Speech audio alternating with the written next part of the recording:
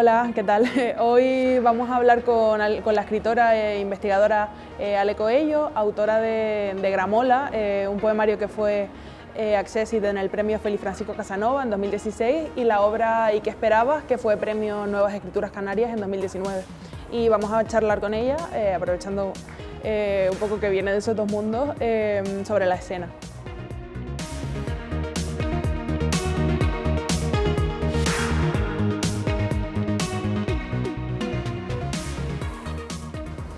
Bueno, Ale, ya que tú, además de poeta, de ser poeta, te dedicas al teatro, hoy me interesaba sobre todo hablar un poco de esa intersección, ¿no? Porque creo que además en tu obra está muy presente.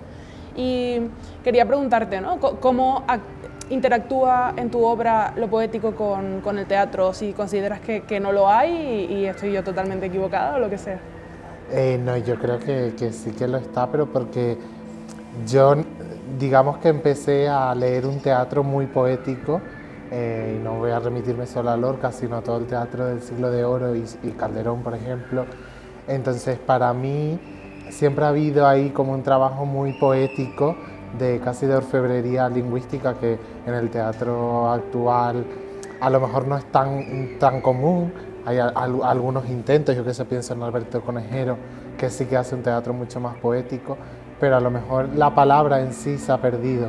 De hecho, hace muy poco Lola Blasco y Antonio Rojano planteaban precisamente ese problema en sus tweets, ¿no? Decían, oye, es que a lo mejor deberíamos retomar el teatro de la palabra con todo lo que hemos aprendido del teatro físico, de la danza, del teatro danza, del cuerpo, y cómo podemos integrar esas palabras en el cuerpo, ¿no? Cómo podemos producir la magia de la intersección. Y yo creo que eso se podría lograr, no he tenido la oportunidad, pero precisamente escribiendo en escena, escribiendo con los cuerpos que van a representarlo y llegar a un nuevo texto mucho más imbricado, pero donde sí hay ese trabajo poético, minucioso, además dentro también de alguna manera en la tradición, pero me refiero a una tradición así con el sentido del peso patriarcal, sino también de conocer qué se ha hecho, reinventarlo o no, seguirlo, pero cuestionándonos, y que la palabra también tenga su poderío en el teatro, que lo puede tener y lo puede tener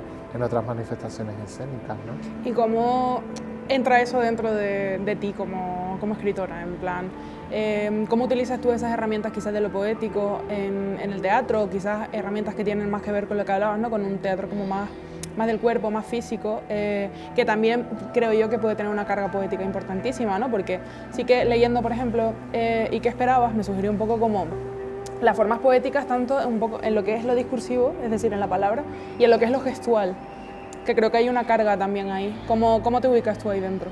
Sí, o sea, por ejemplo, actualmente que me dedico a investigar en danza, cuando releo Y qué esperaba, la ojeo no, de repente me doy cuenta de que hay un personaje que está siempre bailando y que precisamente las palabras nunca le son suficientes para hablar, que eso también tiene mucho de poético, ¿no? Y me recuerda, aunque no estoy nada en esa línea, por ejemplo, en la poesía del silencio, ¿no?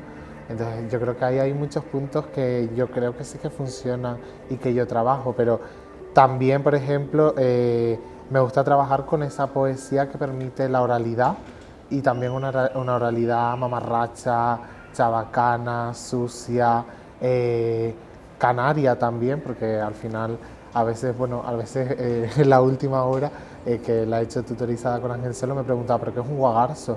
Y un guagarzo es una mata que quitaba mi abuelo porque no podía plantar. Entonces, ¿no? Esa cosa de nuestra propia también identidad lingüística y todos esos sonidos, también me gusta mucho trabajar con el sonido, y no solo en lo que a lo mejor en el teatro está más asimilado como poético, como puede ser la imagen, ¿no? Una imagen, una metáfora, una metonimia. Entonces yo creo que intento integrar todas las posibilidades que la propia palabra, el propio hecho de creación textual me permita, pero siempre también pensando en los tiempos y las formas de la escena, ¿no?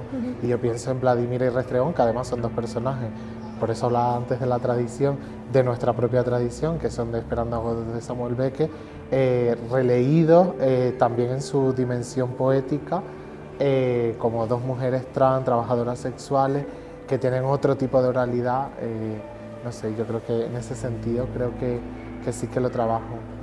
Y en la nota, ¿no?, que abre y que esperaba, que me interesa muchísimo, me parece brutal, hablas de la escritura de los mamarrachos. Esto te lo quería preguntar luego, pero bueno, como salió, me gustaría que lo explicaras porque me parece muy, muy interesante y creo que además sirve para contextualizar mucho y colorear mucho lo que tú haces, ¿no?, y tu discurso en general. O sea, a mí no me gusta, y de hecho siempre lo critico, a hacer panfletos, ¿no? Y por ejemplo, para poner un caso que yo creo que se entiende muy claro, cuando escribí y que esperaba, que tiene 5 versiones, o sea que reescribí mucho, de repente el personaje de Penélope se suicidaba y decía, no, ¿por qué se tiene que suicidar? Y además un tema muy de actualidad, porque me acuerdo de Verónica Forqué precisamente, con la que tuve el placer además de trabajar, y claro, ¿por qué tiene que acabar siempre los personajes ahí?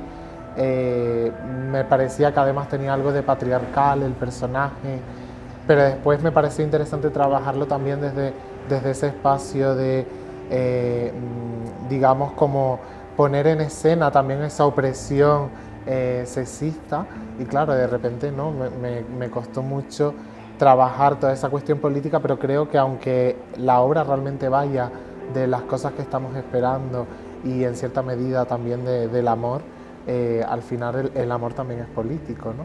Y me parecía como interesante trabajarlo y creo que todo eso engarza con mi idea de lo mamarracho, aunque hay mucha gente que me dice, yo es que no lo veo mamarracho.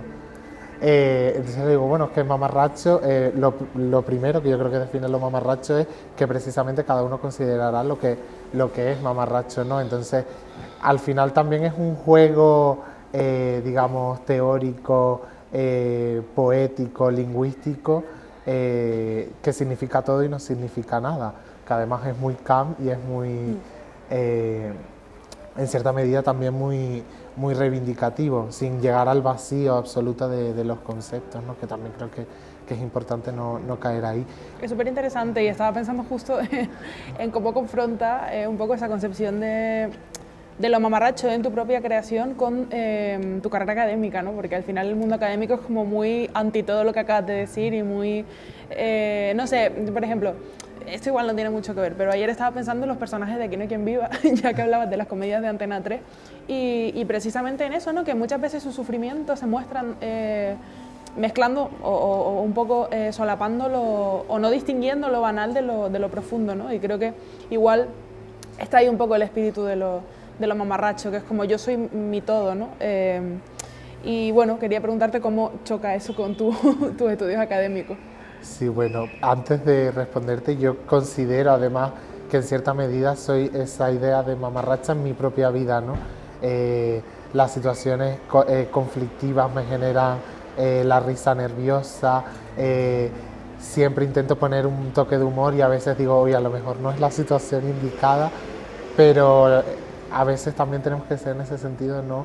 Dentro de lo más banal, lo más profundo, ¿no? Y esas palabras que parece que no dicen nada, pero que lo están diciendo todo, ¿no? Y a ver, sí que en cierta medida pueden chocar, pero bueno, la gente que me conoce sabe que soy muy mamarracha también, haciendo, por ejemplo, mis intervenciones en encuentros científicos y de repente pues parto de una cita de alguna canción de Rosalía o parto de alguna mención popular, a veces soy poco protocolaria, y sobre todo creo que lo más importante y lo más mamarracho es reivindicar en todos los sentidos mi identidad como persona no binaria y delante de ciertas audiencias que me genera a veces mucho estrés porque no son espacios a priori seguros, reivindicar, pues bueno, yo por ejemplo hablo con la A y a la gente le choca, ¿no? Entonces creo que ahí también hay un espacio de resistencia y yo creo que ahí es donde engarzan, ¿no?